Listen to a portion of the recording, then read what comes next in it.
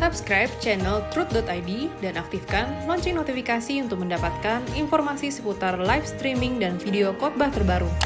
Posisi tombol subscribe berada di kanan atas channel kami dan jangan lupa nyalakan loncengnya.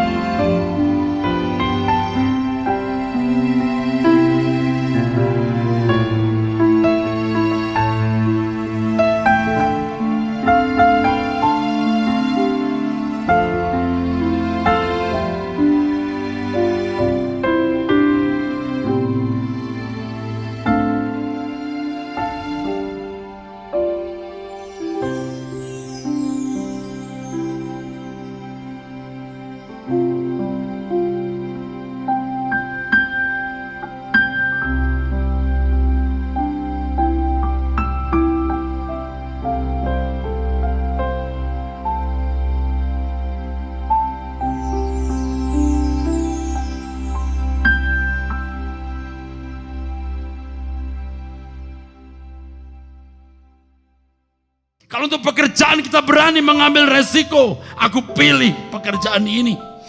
Untuk hal lain kita bisa mengambil resiko. Apakah itu pekerjaan, proyek, tender, dengan segala resikonya. Mengapa kita tidak berani mengambil resiko memilih Yesus dan mentaatinya secara benar? Mengapa kita tidak berani berkata, aku memilih ini? Apapun resikonya, Tuhan melihat hatimu. Seberapa engkau menghormati dia, Tuhan melihat. Seberapa kita menaruh respect, hormat, honor kepada dia. Saudara jangan merasa hebat. Kita ini nothing, saudaraku. Aduh, kita ini nothing, bukan siapa-siapa. Jika kita dibanding dengan kedahsyatan Allah semesta alam.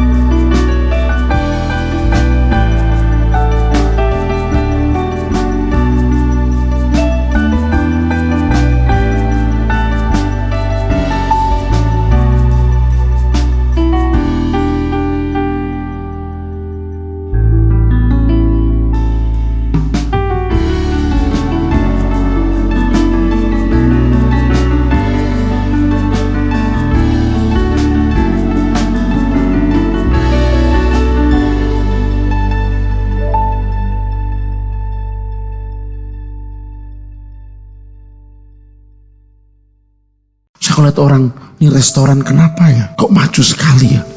Dibuka lagi di sana, antri lagi. Ada iri. Saya kira kalau orang tidak pernah merasakan susahnya cari uang, nggak mikir begitu. Karena kita tahu bagaimana kita berkompetisi di marketplace. Ada satu yang menghibur saya, saudara. Setiap peristiwa hidup yang membuat hatiku bengkok jadi lurus. Aku sombong, tidak sadar sombong. Tuhan bicara, kamu sombong sebenarnya ini. Kau masih punya kepahitan ini. Terus, itu kekayaan yang tidak ternilai. Tuhan berkata, rezekiku melakukan kehendak Bapa. Itu di sini, saudara.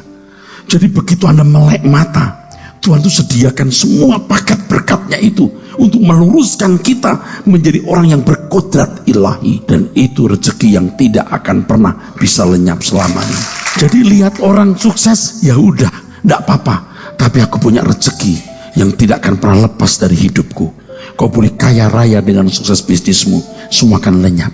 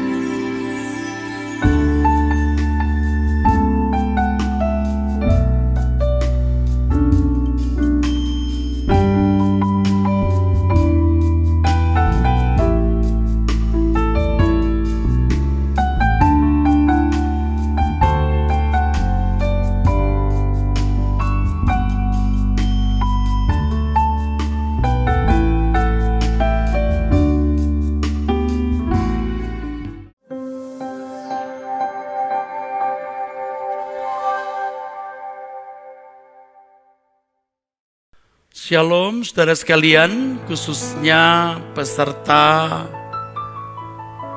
dari yang mengikuti pembinaan ini, pembinaan khusus untuk ibu-ibu yang suaminya melayani Tuhan dan ibu-ibu yang juga melayani pekerjaan Tuhan. Entah sebagai ketua komisi wanita, guru sekolah minggu, atau bagian yang lain di dalam gereja. Juga untuk semua ibu-ibu sebenarnya, sebab kebenaran firman ini memang khusus untuk ibu-ibu yang mendampingi suami dalam pelayanan. Dan pelayanan itu tidak harus ada di lingkungan gereja, di mana seseorang berkiprah dalam berbagai profesi. Disitulah seseorang memainkan peranannya sebagai pelayan Tuhan. Mari kita berdoa. Bapa di dalam surga, pembinaan untuk pelayan-pelayan wanita ini kami serahkan di dalam tangan-Mu. Beri hikmat kepada anak-Mu ini ya Bapa, untuk berbicara atas nama-Mu, sehingga Engkau menjadikan saya sebagai juru bicara-Mu yang menyampaikan kebenaran ini kepada umat-Mu, khususnya bagi kaum wanita, ibu-ibu yang melayani pekerjaan Tuhan atau menjadi pendamping bagi suami yang melayani Tuhan. Bapa, terima kasih dalam nama Tuhan Yesus Kristus. Amin. Tuhan, ambil hidupku untuk melayani Engkau, seperti Engkau lebih dulu melayaniku.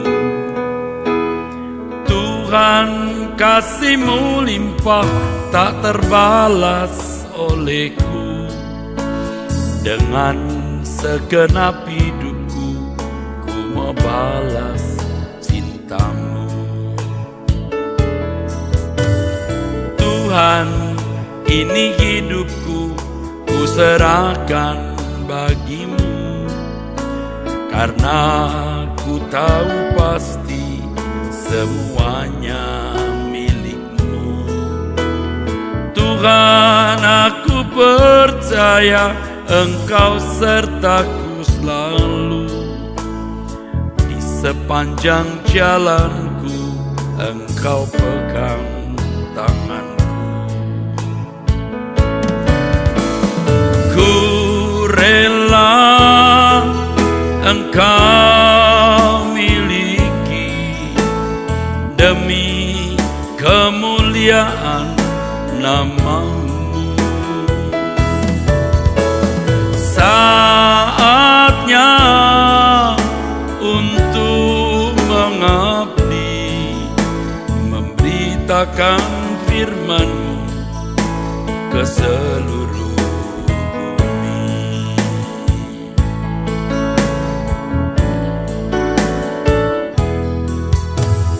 Tuhan, ambil hidupku untuk melayani Engkau, seperti Engkau lebih dulu melayaniku. Tuhan, kasih-Mu limpah tak terbalas olehku. Dengan segenap hidupku ku mau balas cinta-Mu. Tuhan, ini hidupku ku serahkan bagi-Mu, karena ku tahu pasti semuanya milik-Mu. Tuhan, aku percaya Engkau sertaku selalu. Di sepanjang jalanku Engkau pegang tangan. Rela Engkau miliki demi kemuliaan nama-Mu. Saatnya untuk mengabdi, memberitakan firman-Mu ke seluruh.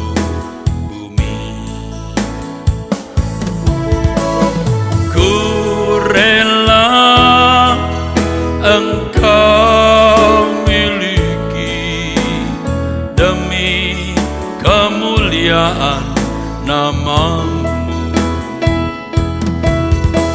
Saatnya untuk mengabdi, memberitakan firman-Mu ke seluruh.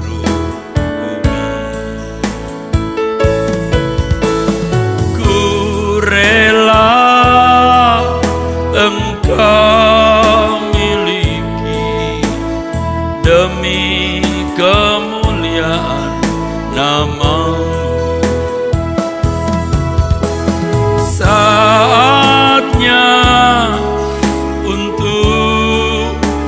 mengabdi, memberitakan firman ke seluruh bumi.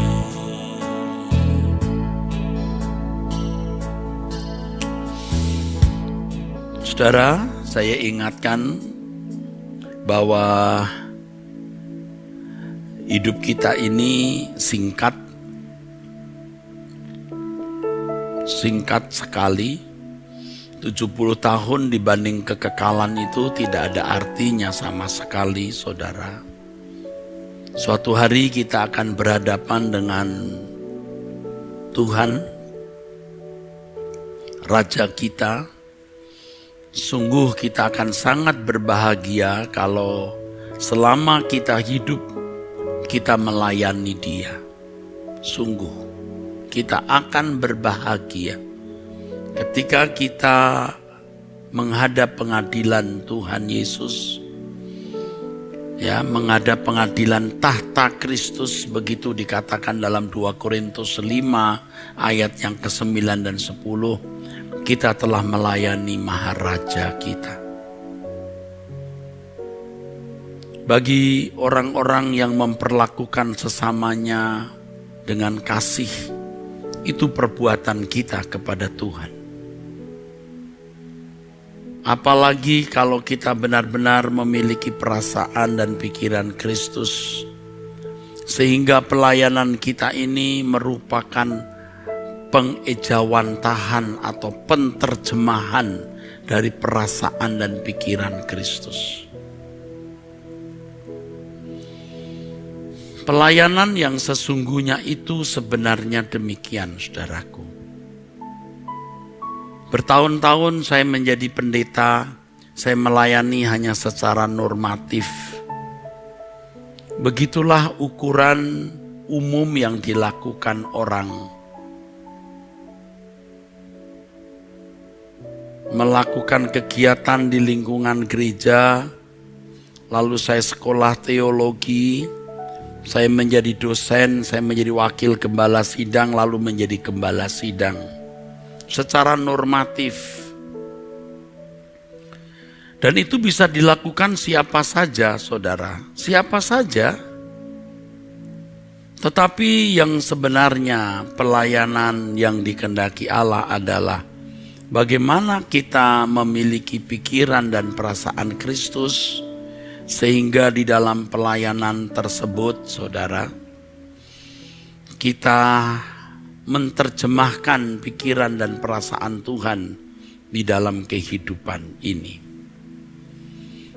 Banyak ibu-ibu melayani hanya karena suami gembala. Dan mempertahankan pelayanan suami itu sama seperti mempertahankan nafkah kehidupan keluarga. Pasti pelayanan seperti ini tidak akan menghasilkan pelayanan yang baik, tidak akan benar-benar menyelamatkan jiwa. Menyelamatkan jiwa artinya mengubah manusia dari manusia yang berkodrat dosa menjadi manusia yang berkodrat ilahi. Tidak sedikit ibu-ibu yang melayani karena jabatan sebagai ketua komisi wanita atau staf komisi wanita, atau kesibukan atau kegiatan pelayanan yang lain, dan itu benar-benar mengasyikkan, asyik. Karena dalam kegiatan tersebut kita bisa eksis. Seseorang bisa eksis, mengaktualisasi diri, ya, untuk membawa dirinya sebagai orang yang dihargai, terhormat. Pelayanan seperti ini juga tidak akan mengubah orang lain. Melayani pekerjaan gereja yang dikatakan melayani pekerjaan Tuhan, itu tidak sama dengan melayani Tuhan pribadi. Batasnya tipis dan hampir tidak bisa dilihat oleh orang. Dan saya mau kita belajar dan jujur melihat diri kita sendiri, ya. Melayani pekerjaan Tuhan, kegiatan gereja dengan melayani Tuhan itu beda. Kita mau melayani Tuhan bukan sekedar pekerjaannya. Orang yang melayani Tuhan pasti melayani pekerjaan Tuhan. Tapi orang yang melayani pekerjaan Tuhan belum tentu melayani Tuhan. Kalau orang melayani pekerjaan Tuhan ini bisa sangat dimanipulasi atau disalahgunakan. Pekerjaan Tuhan di dalam gereja itu bisa disalahgunakan. Bisa bermotifkan uang, bermotifkan penghargaan, dan lain sebagainya, saudara. Tetapi kalau melayani Tuhan secara pribadi, ini tidak bisa dimanipulasi. Jadi melayani Tuhan itu melayani perasaannya. Melayani kehendaknya, melayani rencananya. Dan suatu hari kalau kita bertemu dengan Tuhan Yesus, kita bisa berkata, Tuhan, aku sudah menyelesaikan pekerjaanku. Tahun 2001, saudara, ya, ketika saya mengalami operasi besar, usus buntu yang sudah pecah, sehingga perut saya harus dibelah dan dikeluarkan isinya untuk dicuci karena sudah abses, ya. Di situ saya mendapatkan pengalaman luar biasa dalam mimpi atau penglihatan atau perjumpaan langsung. Saya bertemu dengan sosok yang wajahnya begitu kelihatan keras, bukan keras kasar, tapi seperti pekerja keras. Kelihatan itu wajahnya yang keras, pekerja keras, bukan wajahnya keras kasar, ya. Dan lalu ada suara, itu Yesus.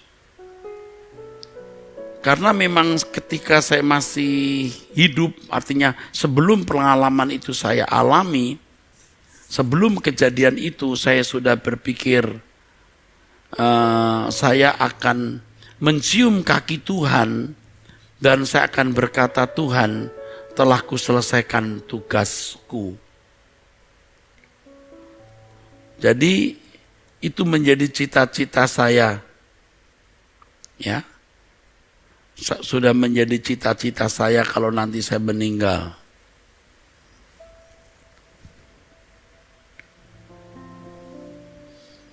Dan ketika dalam pengalaman alam roh itu, atau penglihatan itu, atau mimpi itu, atau mungkin perjumpaan langsung, saya tidak berani memberikan satu kesimpulan, karena memang menurut dokter saya juga sempat memiliki kardiogram yang lurus, berarti saya sudah hampir lewat atau sudah lewat. Ya saudara, saya peluk kaki Tuhan. Lalu Tuhan berkata, melayani aku bukan begini Eras, tapi begini. Bukan begini, tapi begini. Waktu itu saya tidak tahu maksudnya. Tahun 2001 itu. Ya, 19 tahun yang lalu. Saya tidak tahu maksudnya. Ya. Ada kesaksiannya nih saudaraku, bagaimana saya kembali ke tubuh saya. Atau kembali saya sadar lalu selang-selang ya di sekitar tubuh saya.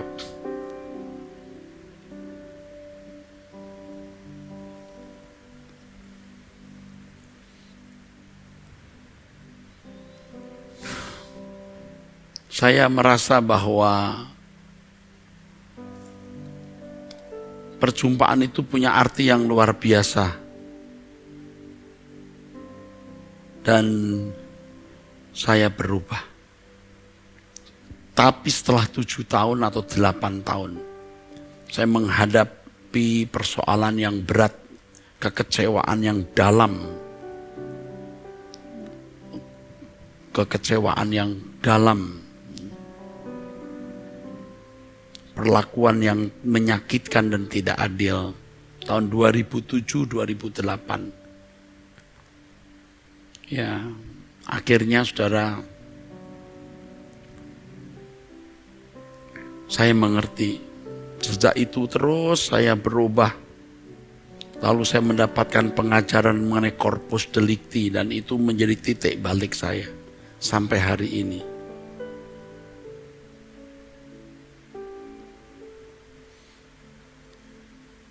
Melayani Tuhan itu artinya sebenarnya melayani perasaannya. Bagaimana hidup kita ini menjadi bait Roh Kudus. Menjadi bait Roh Kudus bukan hanya kita tidak berbuat dosa, dengan tubuh kita tidak melakukan perzinahan atau melukai orang dengan fisik. Bukan hanya itu. Tapi bagaimana tubuh kita ini menjadi alat peraga Tuhan. Senyum, salam, sapa. Semua ini menjadi alat dalam tangan Tuhan untuk menerjemahkan apa yang Tuhan ingin kita harus lakukan di dalam hidup ini.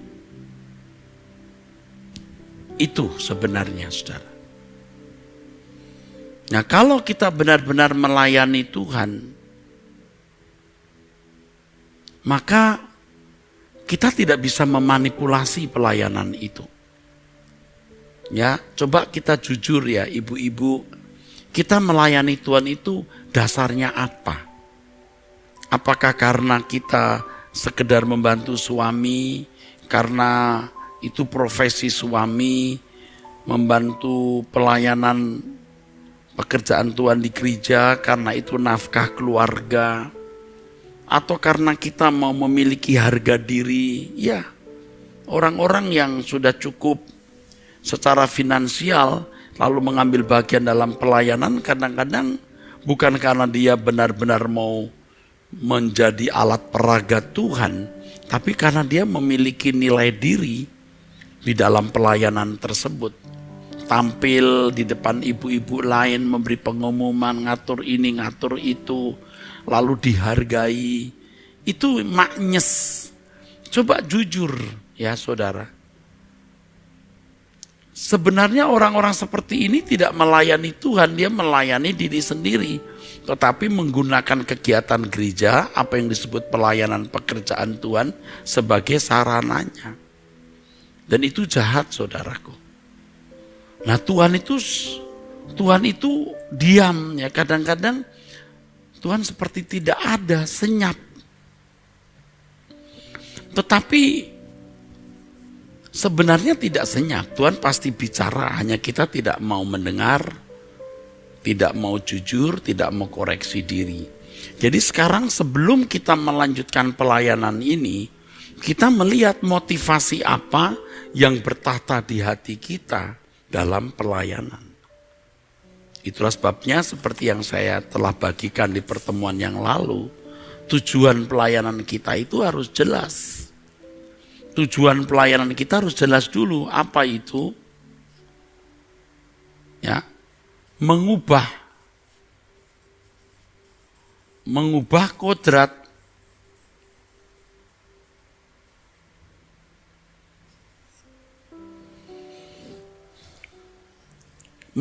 kodrat dari manusia yang berkodrat dosa menjadi manusia yang berkodrat ilahi.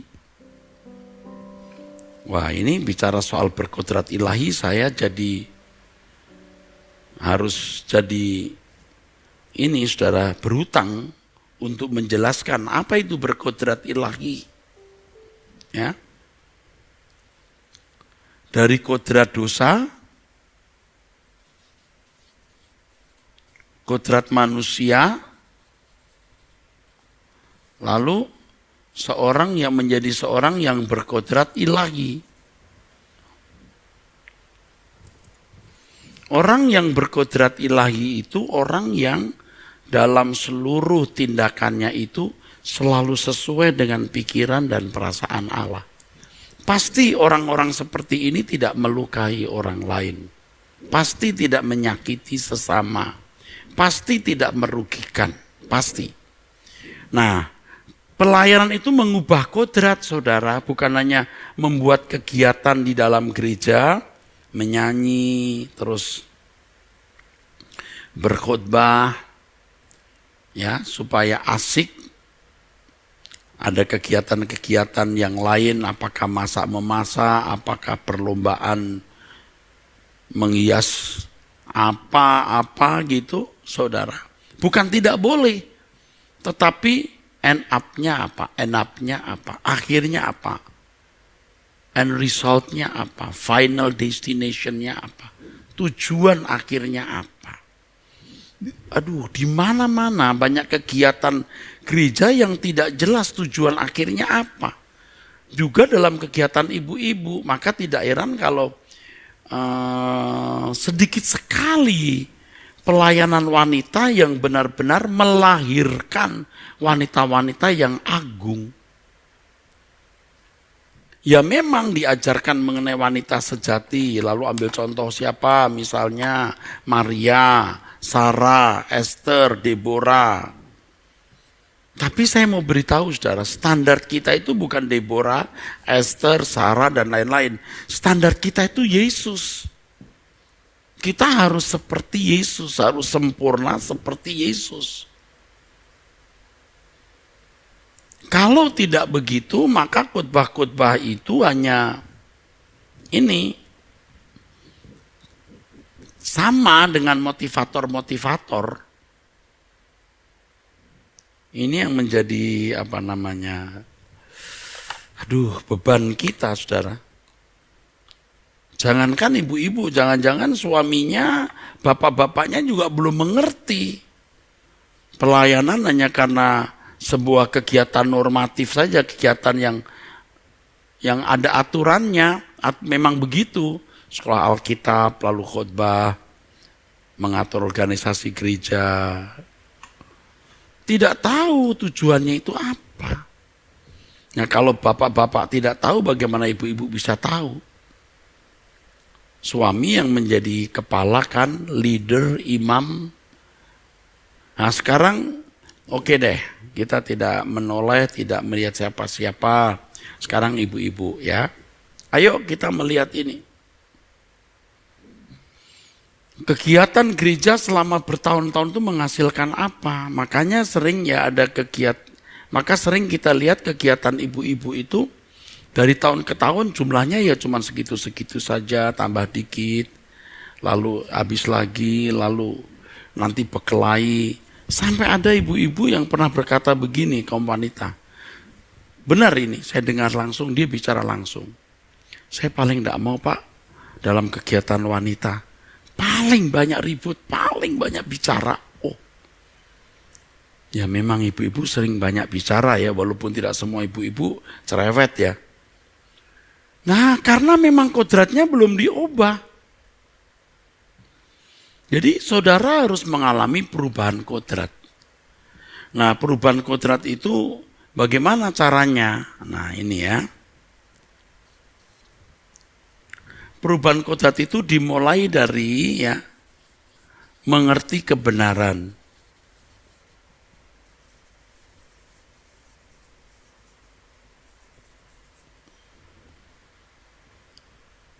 Mengerti kebenaran. Dimulai dari mengerti kebenaran. Makanya tidak bisa tidak ibu-ibu mengikuti khotbah saya dengan tekun dan rajin. Ya. Harus.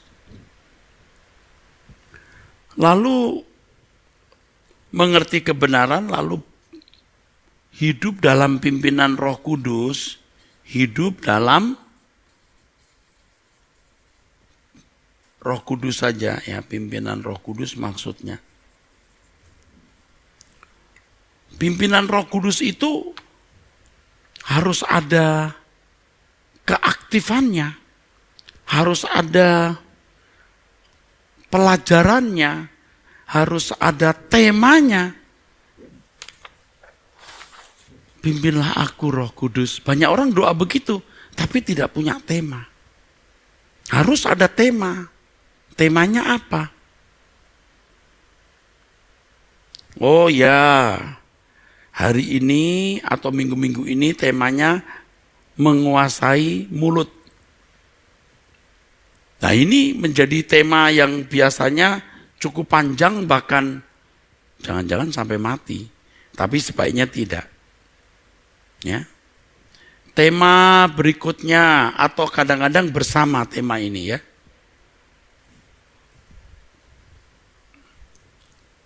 Pimpinan Roh Kudus mengendalikan lidah.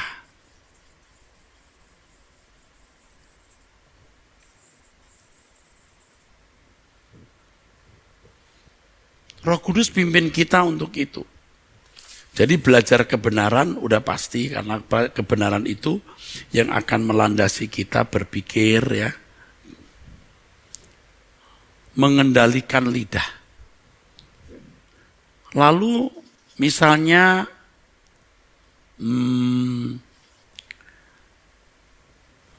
mengasihi musuh.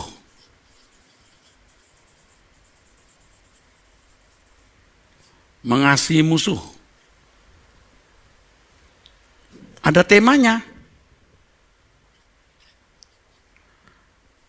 Lalu misalnya melepaskan diri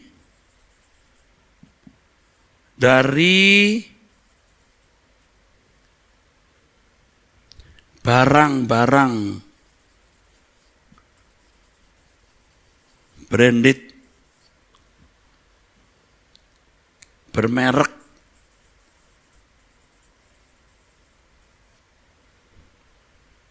lalu apa dan lain-lain ya.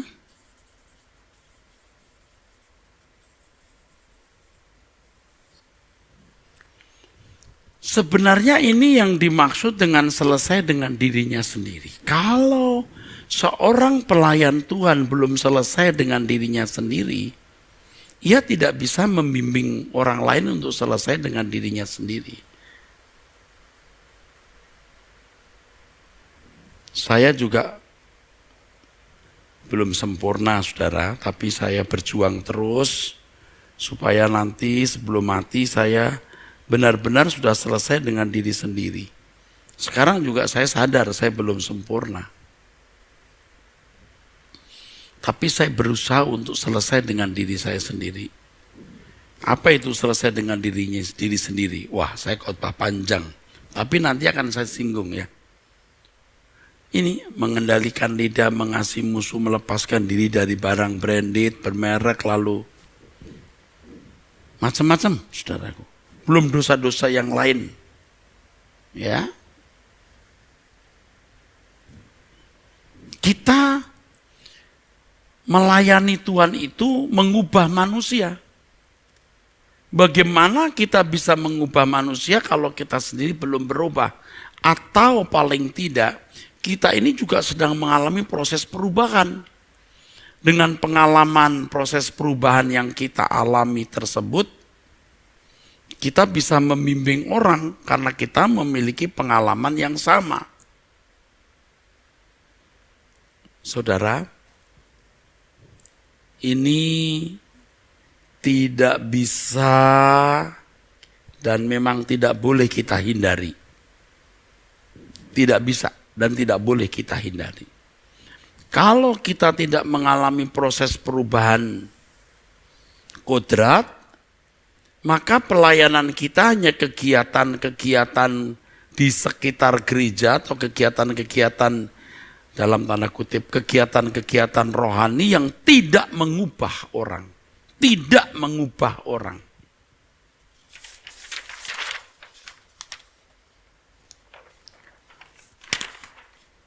Kalau kita mengalami perubahan kodrat ini, kita bisa menerjemahkan perasaan Allah di dalam perasaan kita, menerjemahkan pikiran Allah dalam pikiran kita yang kemudian terekspresi atau terwujud atau terimplementasi dalam kelakuan kita, dalam tindakan kita, dalam perbuatan kita.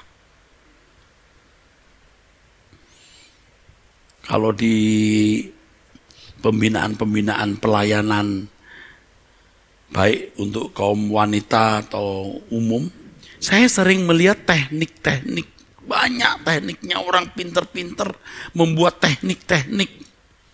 Tetapi tidak mengubah manusia. Saya sering dan terus akan mengatakan, kurang pinter apa luar negeri, orang barat dengan pendidikannya, dengan kurikulumnya. Kurang cakap apa mereka. Nyatanya anak-anak remaja mereka rusak, anak-anak muda mereka rusak, jadi tua kafir atau seperti fasik lah, kalau kafir kasar ya. Fasik seperti tidak mengenal Allah. Walaupun kelihatannya humanis atau orang-orang baik. Kenapa? Tidak mengubah manusia. Tidak mengubah. Tidak mengubah kodrat. Dari manusia berdosa dengan kodrat dosa, kodrat manusia yang kehilangan kemuliaan Allah menjadi manusia ilahi yang agung dan yang mulia. Makanya mengerti kebenaran. Lalu hidup dalam Roh Kudus atau pimpinan Roh Kudus. Pimpinan Roh Kudus itu punya tema, saudara. Jadi yang dipikirkan itu seringkali ibu-ibu ya, kegiatan secara teknis. Ayo kita bikin acara talk show. Kita ngundang pembicara, apakah pakar ini, pakar itu, psikolog, atau pembicara yang cukup punya nama. Tetapi tidak mengerti sebenarnya apa sih inti pelayanan itu, apa sih substansi pelayanan itu, apa sih gitu. Apa sih substansi pelayanan itu?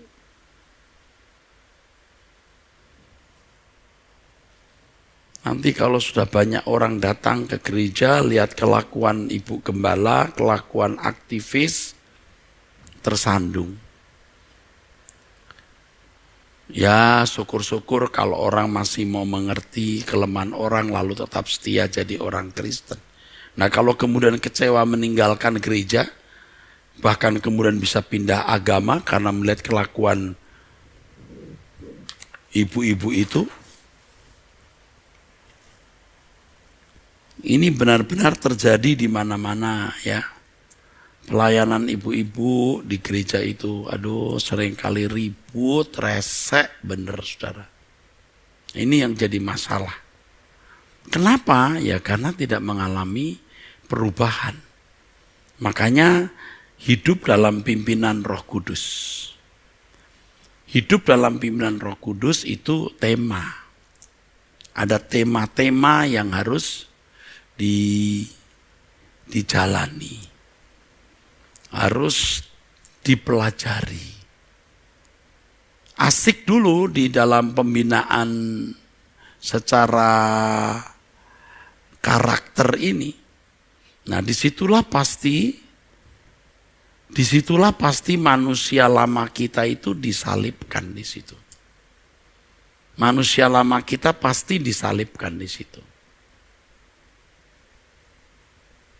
Ya,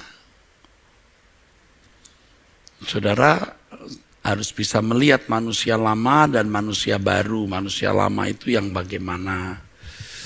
Tidak perlu saya jelaskan butir per butir, waktu saya habiskan. Dan masing-masing kita pasti punya karakteristik yang berbeda-beda ya saudara. Nah Roh Kudus akan membongkar manusia lama kita itu ya, untuk bisa mengenakan manusia baru yang terus-menerus diperbaharui. Jangan saudara pikir ini teoritis. Memang teoritis sih. Tetapi inilah inti daripada pelayanan itu. Seperti yang dikatakan dalam Efesus pasal 4, saudara. Saya bacakan ya.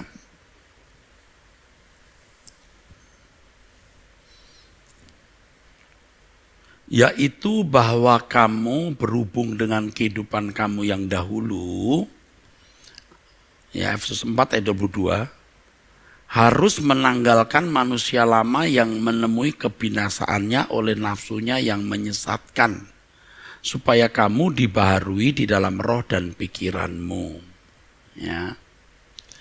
Dan mengenakan manusia baru yang telah diciptakan menurut kehendak Allah di dalam kebenaran dan kekudusan yang sesungguhnya.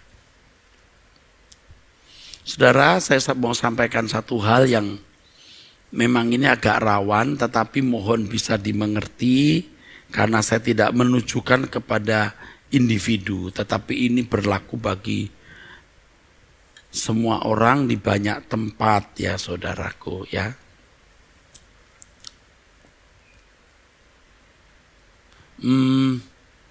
Saya perhatikan ya saudara, karena saya melayani Tuhan sudah 40 tahun ini, lebih ya. Saya perhatikan ya, dari dulu ya saudara. Wanita-wanita yang hebat, jadi pengkhotbah, jadi pendoa syafaat, yang dipanggil mami, ibunda, atau apa yang lainnya. Itu tidak membuat orang lain itu dewasa, tapi membuat orang itu melekat pada dirinya. Lalu dalam pelayanan tentu saya perhatikan ya, pada tahap atau level tertentu kelihatan bagaimana dia belum selesai dengan dirinya sendiri. Keakuannya itu pasti muncul, saudara. Ya saya juga belum sempurna, tapi saya sadar pada waktu keakuan saya muncul itu, saya sadar. Tapi ini makin hari makin tua, kadang-kadang makin kuat. Pengikut-pengikutnya itu bisa fanatik dan setia loh. Tapi tidak bertumbuh, saudara. Tidak bertumbuh. Nanti satu persatu pengikutnya akan habis, ganti orang baru, habis lagi, ganti orang baru. Itu. Apalagi kalau tidak berkarisma, ya sudah. Jadi ketua wanita misalnya, lalu orang masih berkiblat, masih mengarah, tapi ketika tidak menjadi ketua lagi ya sudah, tidak menjadi perhatian. Nah, ini salah satu contoh ya saudara, dan fakta yang tidak bisa dibantah. Kenapa? Nah, karena pemimpin ini belum mengalami perubahan yang signifikan. Bisa mengalami perubahan pada awalnya, menarik, tapi berikutnya dia tidak berubah lagi. Nah, ini sama dengan pengalaman yang saya lihat dalam kehidupan pendeta-pendeta besar atau pendeta-pendeta yang cukup punya nama pada waktu masih muda atau di tahun-tahun lampau. Betul-betul kita look up ya, kita kagum, aduh hebat ya. Tetapi dia bisa stuck, berhenti saudara, stuck. Lalu tidak membuat orang itu naik kelas juga. Dia hanya menjadi perhatian orang, bisa sukses dalam menghimpun banyak orang di dalam jemaatnya, berprestasi membangun gereja besar, tapi tidak mengubah manusia. Nah, ini loh yang saya perhatikan. Dan ini juga terjadi dalam hidup saya. Nah, ketika saya mulai sadar ada yang salah ini. Kalau saya meninggal nanti bagaimana dengan pelayanan pekerjaan Tuhan? Saya harus dalam tanda kutip mengkloning manusia lain. Seperti saya dikloning oleh Yesus. Saya dikloning oleh Tuhan Yesus. Maka tahun-tahun belakangan ini saya maksa. Ikutilah teladanku karena aku ikut teladan Yesus. Maksa bicara itu. Ya, saya maksa untuk bisa berkata ikutilah teladanku. Kalau Yesus hidup pada zaman sekarang dia seperti ini. Itu maksa, tapi tidak ada pilihan lain. Sebab jika tidak demikian kita tidak akan bisa mengentaskan orang dari kodrat dosa ke kodrat ilahi. Karena kita masih ada dalam kodrat dosa atau dalam level yang tidak berubah. Oleh sebab itu kita tidak boleh berhenti berubah. Proses perubahan itu proses yang tidak boleh berhenti, sebab seiring dengan perubahan yang kita alami, pasti orang-orang yang kita layani juga mengalami perubahan. Oleh sebab itu, saudara-saudara, yang pertama bicara soal lahir baru, itu harus dipahami bukan suatu hal yang bersifat mistik atau spektakuler atau adikodrati. Ini natural. Ini bisa lewat proses. Iman datang dari pendengaran, pendengaran oleh firman. Itu kan tidak masuk sendiri firman di pikiran kita. Kita dengar. Firman itu kita dengar. Berapa pasal, berapa ayat, berapa banyak kebenaran. Sampai membuat seseorang itu memiliki iman.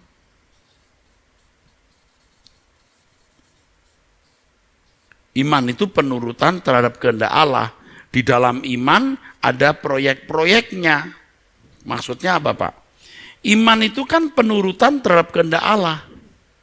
Dari kata pisteo, pistis, artinya menyerahkan diri kepada objek yang dipercaya. Dalam hal ini Tuhan objeknya.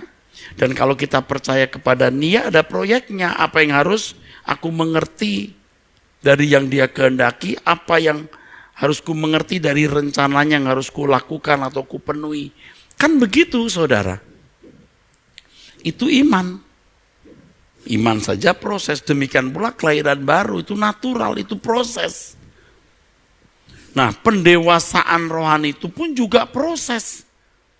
Setiap kebenaran itu adalah kebenaran Allah. Semua kebenaran itu kebenaran Allah. Termasuk fakta-fakta kehidupan adanya proses kehidupan yang kita jalani itu, yaitu fakta yang tidak bisa dibantah. Iman pun juga demikian. Kedewasaan rohani pun juga begitu. Bagaimana kita melahirkan baru jemaat yang kita layani? Seperti Paulus mengatakan, kamu tidak punya banyak bapak, aku bapakmu. Artinya dia yang melahirkan jemaat. Tentu semua itu karya Roh Kudus di dalam dan melalui Paulus. Pemberitaan firman yang kita tabur, yang membuat orang mengalami kelahiran baru, ya. 1 Petrus 1 ayat 29, kelahiran baru, firman yang didengar, membuat ia mengalami kelahiran baru, kesadaran baru terhadap perkara-perkara kekekalan, terhadap perkara-perkara surgawi, disertai kepekaan mengerti kehendak Allah, dan bertumbuh terus, sehingga bisa memindahkan hati di kerajaan surga, sehingga peka terhadap kehendak Allah, apa yang baik, yang berkenan dan sempurna, itu natural. Nah, pelayanan kita itu harus sampai melahirkan baru seseorang. Nah, kalau pelayan Tuhannya sendiri belum lahir baru dan tidak terus mengalami proses, berhenti, stuck nanti, saudara. Mungkin ya dia pernah menjadi rohani, yang jadi seorang yang rohani, tapi akhirnya stuck, berhenti. Dan itu yang tadi saya katakan, saya telah melihat fakta itu, dan jangan sampai itu terjadi dalam hidup kita. Sebenarnya penjelasan saya ini, saudara, apa yang saya kemukakan ini bukan hanya untuk kepentingan pelayanan pekerjaan gereja, tetapi untuk hidup saudara pribadi. Untuk hidup saudara pribadi sebagai pelayan-pelayan Tuhan. Hidup saudara pribadi sebagai hamba-hamba Tuhan. Atau kalau tidak disebut hamba Tuhan, sebagai manusia, sebagai anak-anak Allah, yang suatu hari akan berdiri di hadapan tahta pengadilan Kristus. Betapa mengerikan, saudara, kalau kita tidak mengalami perubahan seperti ini. Kalau suami belum mengerti kebenaran seperti ini, ibu-ibu lah yang mulai. Ya. Dan faktanya memang tidak sedikit kok suami-suami yang tidak dewasa. Bahkan ada juga ya dalam pelayanan ya, kasihan ibu-ibu sudah membantu pelayanan suami, tapi suami tidak melayani dengan baik. Belum lagi kalau ya seperti yang terjadi, walaupun mungkin tidak banyak, ya saya tidak tahu banyak atau sedikit, ini kan belum ada survei.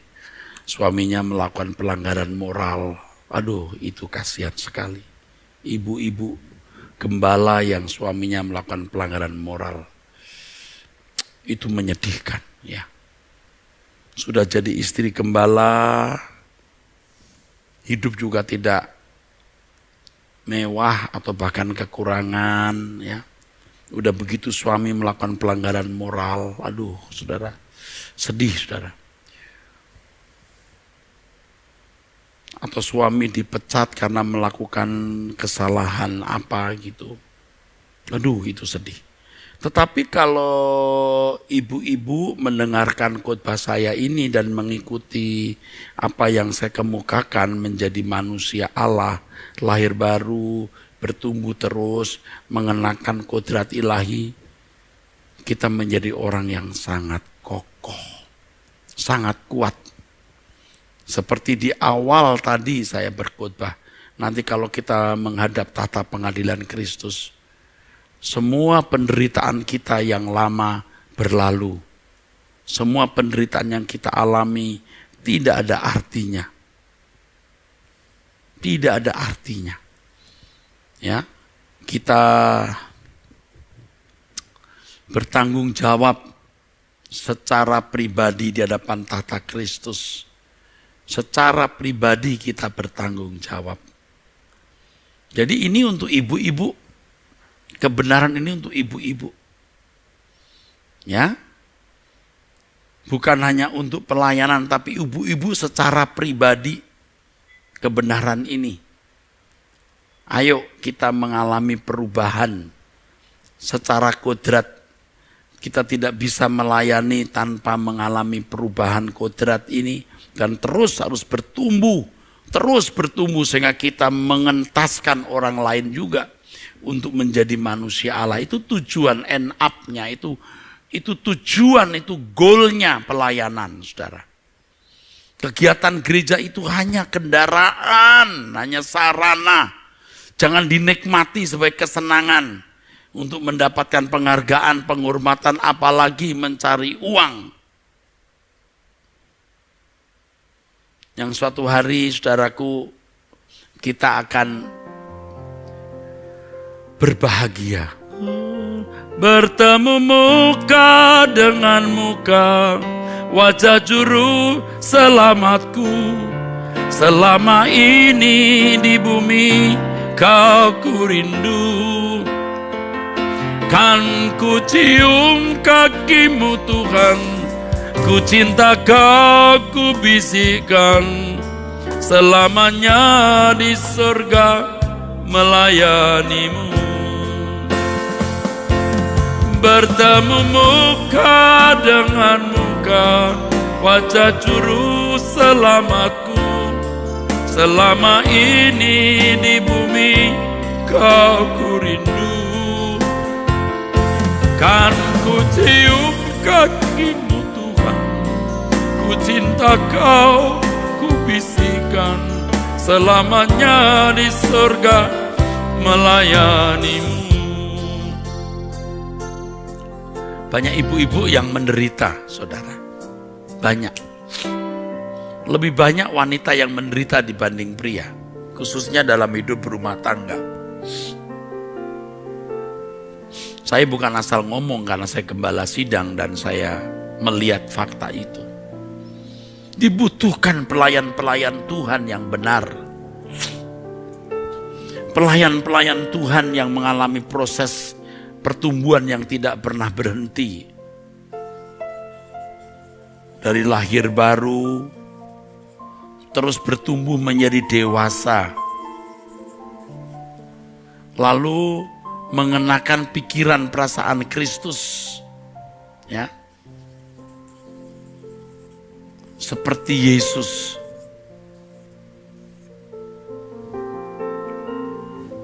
Yesus Di Injil Yohanes pasal 4 sudah lapar, capek. Ketika murid-muridnya mengajak masuk kota untuk makan, Yesus berkata, ada rezekiku. Kamu tidak tahu rezekiku. Ternyata Yesus menunggu seorang wanita Samaria di Brigi Yakub dekat kota Sikar.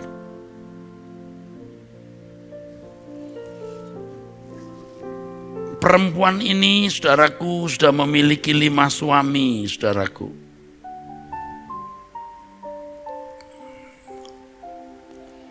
Lima suami, bayangkan saudaraku. Di zaman itu untuk apa?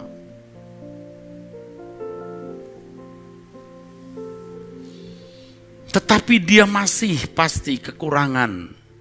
Ada sesuatu yang kurang di dalam dirinya. Tuhan Yesus berkata, kau minum air ini kamu haus lagi. Kau punya 5 laki-laki, kau sudah mungkin juga banyak uang. Tetapi kau masih merasa haus karena yang kau butuhkan aku. Bukan gereja, bukan kegiatan gereja, bukan kesibukan gereja, bukan liturgi, tapi Yesus. Yesus yang harus dihidupkan di dalam hidup mereka. Tuhan berkata, barang siapa minum air yang akan kuberikan kepadanya, ia tidak akan haus untuk selama-lamanya. Sebaliknya air yang akan kuberikan kepadanya akan menjadi mata air di dalam dirinya yang terus-menerus memancar sampai kepada hidup yang kekal, terus-menerus memancar. Banyak wanita kehausan. Apakah dia orang kaya, apakah dia orang miskin? Yang kaya pun seperti wanita Samaria ini. Ada yang belum terjawab dalam hidupnya. Ada rongga kosong dalam dirinya yang tidak bisa diisi oleh apapun dan siapapun selain Tuhan. Nah, kita yang harus mengisinya, memperkenalkan siapa, bagaimana Yesus itu. Bukan hanya mengajak mereka kebaktian, baik offline maupun online, apalagi online. Banyak godaan tidak serius di dalam online itu, sambil ikuti melalui gadget. Banyak pekerjaan yang menyita perhatian, tapi harus membuat jemaat mengalami kelahiran baru oleh firman yang benar yang harus disampaikan. Saya seringkali dalam hati meratap, kurang itu pembicara wanita. Kalau ada itu, saya juga mendengar pemberita firman wanita, kok enggak bottomless ya, enggak habis-habisan. Harus dilengkapi dengan kebenaran yang murni. Sampai membuat jemaat dewasa seperti Yesus. Nah, baru di sini banyak wanita yang menderita karena suami yang kasar, suami yang jahat, suami yang tidak setia, anak-anak yang tidak menghormati mama, mertua yang menindas. Pokoknya saudara, saya tahu, saya melihat fakta ini. Banyak wanita menderita. Maka pelayan-pelayan wanita itu sangat dibutuhkan. Suami-suami juga tidak akan bisa melayani wanita-wanita atau jemaat wanita di dalam gerejanya secara efektif. Dibutuhkan ibu-ibu, dibutuhkan wanita-wanita. Tentu wanita-wanita yang berkualifikasi, punya kualitas yang baik untuk mengantar jemaat mengalami kelahiran baru oleh firman yang benar, terus bertumbuh dewasa menjadi seperti Yesus. Dan ketika kita menghadap pengadilan Kristus nanti, Yesus menemukan kita berkarakter seperti Dia. Itu kan tujuannya, seperti yang dikatakan di Roma pasal 8 ayat 28 sampai 29. Supaya kita serupa dengan Yesus. End resultnya di situ, tujuan akhirnya di situ. Bukan hanya sekedar ibu-ibu kebaktian yang susah sedikit dihibur, yang punya masalah ekonomi dibantulah dikit-dikit. Untuk apa kalau hanya begitu, saudaraku? Jangan begitu. Ada rencana Allah yang besar. Sebab ibu-ibu harus diubahkan dari kodrat dosa menjadi seorang yang berkodrat ilahi. Makanya pelayan-pelayannya harus mengalami perubahan kodrat itu. Kalau pelayan-pelayannya tidak mengalami perubahan kodrat, bagaimana bisa mengubah ibu-ibu yang lain? Pembinaan ini tidak saya sampaikan untuk membahas hal-hal secara teknis. Secara teknis itu banyak orang bisa ngajar, saudara. Dan seringkali itu sangat relatif. Karena setiap tempat punya keadaan yang berbeda. Tidak bisa metode pelayanan di satu tempat dikenakan di tempat lain. Tidak bisa. Tetapi yang saya sampaikan ini sesuatu yang prinsip, yang mendasar, yang fundamental, yang substansial, yang esensi, yang inti. Yang tidak bisa digantikan yang lain. Lagi pula tadi sudah saya katakan ini bukan hanya untuk pelayanan, tapi untuk diri saudara sendiri dulu. Setelah itu nanti baru akan berdampak dalam pelayanan. Jadi saudaraku, jangan setengah-setengah. Ikut Yesus harus mempertaruhkan segenap hidup kita guna mengalami kedewasaan rohani menjadi seperti Dia. Pelayanan yang sungguh adalah menerjemahkan pikirannya, menerjemahkan perasaannya. Sehingga ketika ibu-ibu menghadapi wanita-wanita, ibu-ibu punya perasaan Tuhan. Dan ibu-ibu tahu mau dibawa kemana ibu-ibu yang lain. Mau dibawa kemana wanita-wanita itu. Bukan hanya membuat mereka sabar dan tabah menghadapi berbagai kesulitan hidup di bumi ini. Tapi merubah kodrat mereka. Kalau kodrat mereka berubah, pasti mereka jadi orang-orang yang kokoh, yang sanggup menghadapi segala keadaan. Saya tidak memberikan secara teknis. Tapi saya mengajak saudara-saudara sekalian, para pelayan-pelayan wanita. Ya. Juga ibu-ibu gembala, juga ibu-ibu pendeta, juga wanita-wanita yang mendampingi suami melayani. Atau suami Anda bukan pelayanan gereja, tapi suami Anda seorang profesional, seorang pengusaha. Siapapun, kebenaran ini akan mengubah hidupmu. Tidak ada tujuan lain dalam hidup ini kecuali menjadi manusia Allah bagi umat pilihan. Mempunyai anak itu tidak wajib. Punya pasangan hidup juga tidak wajib. Nggak ada yang wajib kecuali satu ini. Memiliki iman yang sempurna seperti Kristus. Yang sama dengan menjadi seperti Kristus. Sebagaimana tertuang dalam Ibrani pasal 12 ayat 1 dan 2, perlombaan yang wajib bagi kita. Banyak ibu-ibu membutuhkan pertolongan, saudara, uluran tangan kita. Saya tahu, saya mengerti, saya melihat itu. Tentu saya sebagai laki-laki juga tangan saya terbatas untuk menggenggam mereka. Saya membutuhkan, Tuhan membutuhkan wanita-wanita yang memiliki hati, pikiran, perasaan Kristus, yang menjadi sarana dalam tangan Tuhan untuk menolong wanita-wanita ini. Saya kira banyak saudara para pelayan-pelayan wanita yang harus mulai tiarap. Lihat diri sendiri dulu. Apakah saudara seorang yang layak untuk menjadi alat peraga Tuhan yang menyalurkan pikiran perasaan Tuhan kepada orang lain? Percayalah saudara, banyak wanita sakit. Bukan hanya sakit fisik, mungkin fisik juga tidak sakit, tapi jiwanya sakit. Karena perjalanan hidup. Anda melihat begitu banyak pendeta pria, begitu banyak pengkhotbah pria, banyak pelayan pria, tapi sedikit pelayan wanita. Padahal populasi manusia dewasa ini lebih banyak wanita daripada pria. Maka ayo, mari pelayan-pelayan wanita, ayo kita bangkit. Ayo kita dibaharui oleh Tuhan. Ikuti terus saudaraku sekalian pembinaan ini. Ini pembinaan yang kedua. Saya akan mengajarkan pembinaan berikut saudaraku setiap hari Selasa jam 2 siang. Mari kita bangkit berdiri.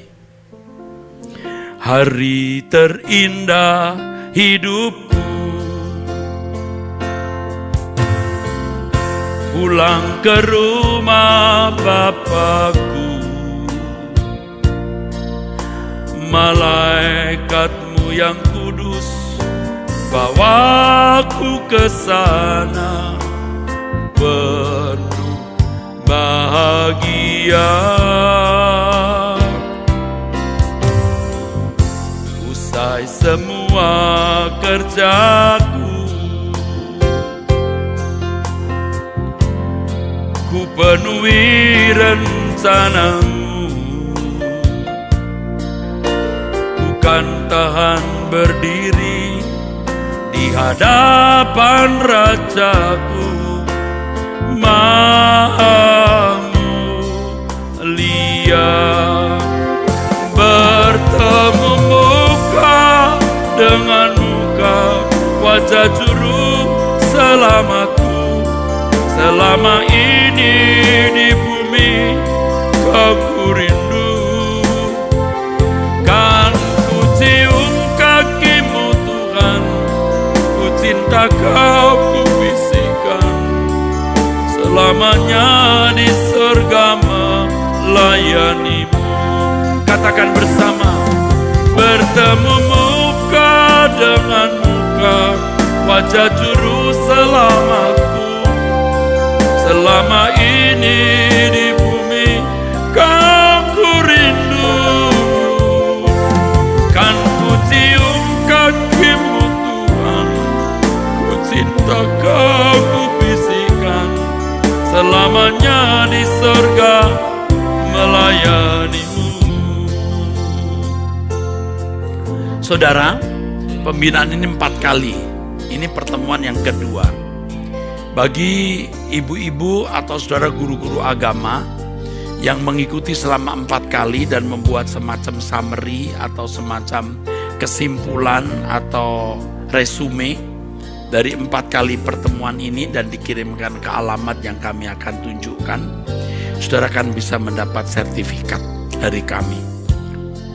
Apa yang kita terima ini adalah kerjasama antara Wanita Suara Kebenaran Injil dari Departemen Wanita GSKI dengan Sekolah Tinggi Teologi Ekumene, ya saudara. Dan saya berharap ini memberkati bukan hanya bagi pelayan-pelayan wanita di wilayah sekitar GSKI, tapi juga gereja-gereja lain dimanapun saudara berada. Ya, terima kasih. Saudara bisa memberikan dukungan untuk pelayanan ini melalui nomor rekening yang tertera. Kami juga mendukung menopang Sekolah Tinggi Teologi Ekumene. Tuhan memberkati. Mari saudara, angkat tanganmu dan terimalah berkat. Bapa memberkati semua pecinta suara kebenaran ini yang mengikuti pembinaan ini. Berkat-Mu Kau curahkan atas mereka Bapa, sehingga mereka mencintai Engkau, menghormati Engkau secara patut. Dalam nama Yesus Kristus diberkatilah saudara-saudara yang rendah hati yang menerima pengajaran ini. Amin. Sampai jumpa, Tuhan memberkati saudara sekalian.